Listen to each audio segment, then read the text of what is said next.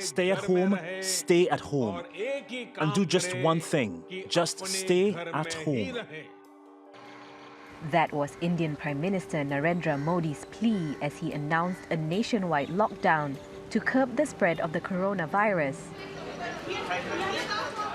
It didn't take long for people to flood supermarkets. We're locked down essentially, and we are stocking up on essentials so that we don't have to visit the market very often. India's usually busy streets have gone silent. Authorities had already grounded flights, shut down the biggest passenger rail network, and closed ports. The latest measures will bring India's almost $3 trillion economy to a standstill for 3 weeks. Companies' bottom lines are expected to take a hit, which could mean pay cuts or retrenchments, and a ripple effect on consumer demand. Barclays estimates the economic limbo could cost $120 billion, or 4% of India's GDP, with the manufacturing sector suffering the most. The film industry, another darling of the economy, is also pressing pause. Cancelled productions and empty cinemas are expected to cost Bollywood more than $100 million in losses. We used to get paid on a daily basis, but it stopped since the government announced that everything will stay closed. And after that, we aren't sure that work will resume. We can't even go home as trains aren't running. The stock market hasn't been spared. The Nifty and Sensex dropped to historic lows on Monday, putting Indian shares among the world's worst performing this year. The government is reportedly considering a stimulus package of up to $2 billion to cushion the economy from the impact of the coronavirus lockdown. And businesses are hoping it will be enough to make up for lost time. Laila Humaira, TRT World. Well, for more on the historic lockdown, let's speak with Nikita Sud. She's an Associate Professor of Development Studies, specialising in India at the University of Oxford. Welcome to Money Talks, Nikita. Now, this unprecedented lockdown of 1.3 billion people, there are concerns that it'll affect those who are impoverished, but also India's hundreds of millions of workers in the informal sector. Do you share those concerns as well? Yes, absolutely. India has roughly 88% of its workers in the informal sector.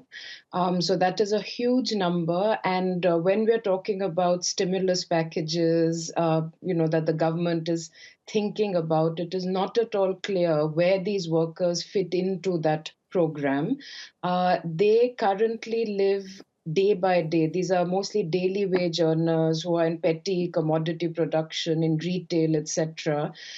They have been left completely in limbo, and we don't know how they will be brought back into their livelihoods, what sort of measures are being thought about for them, and that is deeply worrying. Yes. Now, can you tell us more about India's informal sector? We understand it includes workers such as taxi and rickshaw drivers, cleaners, but it goes well beyond that, doesn't it? As you say, it sounds like most of India's population is indeed employed in that industry. Correct. So as scholars like Barbara Harris-White have told us for a long time, informal sector includes all firms, including formal firms, in activities that are unregulated by the state.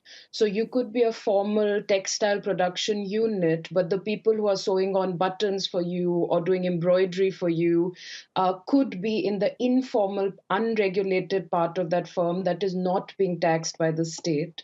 And with those kinds of figures, much of India's production, so not just people who are having hand carts with vegetables being sold on them, or people who are making stuff on the roadside, or vegetable sellers, milk producers, pretty much everybody other than 12% of the population that is regulated and taxed by the state is in the informal economy. And how we reach measures to them is the critical point here. That's right. I guess to explore that question, what measures do you think does the Modi government need to announce in order to serve the vast majority of India's population in this case? So at the moment, as we heard in the speech in your program as well, we have asked 1.3 billion people at 8 p.m. on Sunday to just stay at home. Now, when you think about these, 1.3 billion, you have to visualize where they were when they heard this announcement. Some of them were hundreds and thousands of miles away from home. These are internal migrants. And when you shut down the railways, which carry something like 2% of the population of India every single day, you have left these people literally stranded on the road. Some of them even sleep in the factories or production units that they are working in. So we have today striking and shocking visuals of people literally walking hundreds of kilometers to reach their houses. Yeah, so we are talking about a huge internal migration, people who get daily wages, who do not have the food to, buy from lunch to dinner time. So these are the kinds of informal sector workers and people who are unregulated by the state that we are talking about. The Modi government has announced a package of 150 billion rupees or 15,000 crore rupees. And, that has to be seen in perspective. Just one subnational state of India, which is Kerala, has already announced a package of 200 billion rupees. So already a subnational state has announced a package that is more than the national government has announced as the first off with this kind of shutdown. So clearly we need a lot more in terms of money, and economists are giving us figures like 2% of the GDP has to be devoted to this emergency stimulus package. So these are the kinds of figures that we're talking about. Your question is, what do you do with this money? And what we're hearing is that not only do firms have to be reached out to, but also things like the midday meal scheme, Yes. which most of the children who are going to school depend on, and sometimes that's the only proper meal they are eating in state-run institutions. Those meals have suddenly come to a halt because these children are not going to school. Now, again, in Kerala, the meals are being reached home to them. But what about all the other subnational states of the country? We don't know. So we are potentially looking at a crisis of starvation of daily wage earners. We're looking at a crisis of malnutrition in the youngest parts of the population of India.